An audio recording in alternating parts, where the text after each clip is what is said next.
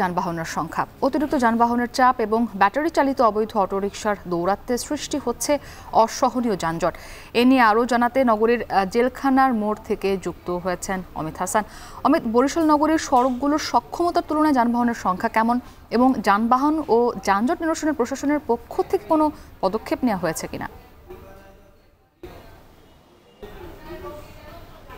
বরিশালে প্রায় গত ৩-৪ বছর ধরে কিন্তু প্রতিনিয়তই এই যানবাহনের সংখ্যা বাড়ছে, বিশেষ করে অবৈধ যে যানবাহনগুলো রয়েছে সেগুলো বাড়ছে। বরিশাল নগরীতে যদি বলা যায় যে ৩০,০০০-এর বেশি বৈধ অবৈধ যানবাহন কিন্তু চলাচল করে, যার মধ্যে সিংহভাগেরই কিন্তু কোনো বৈধতা নেই যানবাহন চলাচলের। এবং একটু যদি দেখাই, আমার পেছনে এই মুহূর্তে যে জায়গাটিতে রয়েছে সেখানে কিন্তু বিভিন্ন সড়কের দুই পাশেই অর্ধেকটা জায়গা জুড়ে কিন্তু এই যানবাহনগুলো পার্কিং করে রাখা হয়েছে কিংবা স্ট্যান্ড তৈরি করা হয়েছে। এই স্ট্যান্ডের কারণে কিন্তু এখানে যানজটের সৃষ্টি হচ্ছে এবং প্রায় দুর্ঘটনাও ঘটছে এই অবৈধ যে ব্যাটারি চালিত রিক্সাগুলো রয়েছে কিংবা অটো রিক্সাগুলো রয়েছে সেগুলোর কারণে।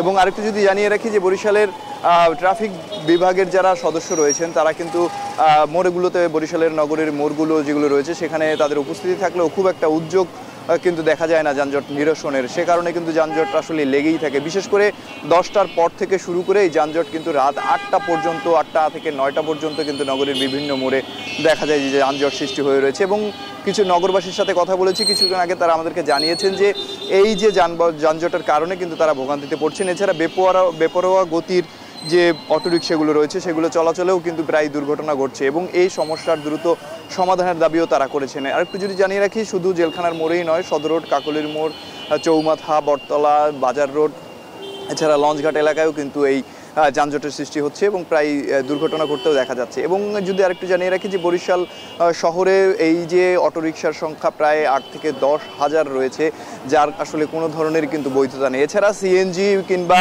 গ্যাস চালিত যে অন্যান্য যানবাহনগুলো রয়েছে সেগুলোরও কিন্তু পরিমাণ বাড়ছে। সব মিলিয়ে বলা যায় যে মানুষের তুলনায় যে পরিমাণ যানবাহন দরকার তার থেকেও দ্বিগুণ থেকে 3 গুণ পরিমাণ যানবাহন থাকায় কিছুটা যানজটের সৃষ্টি হচ্ছে বরিশাল নগরীতেও। বরিশাল থেকে এই ছিল আমার কাছে সর্বশেষ। মুক্তি। বরিশাল নগরীর জেলখানার মোড় থেকে যুক্ত ছিলেন অমিত হাসান। নিচ্ছে আরও একটি ছোট্ট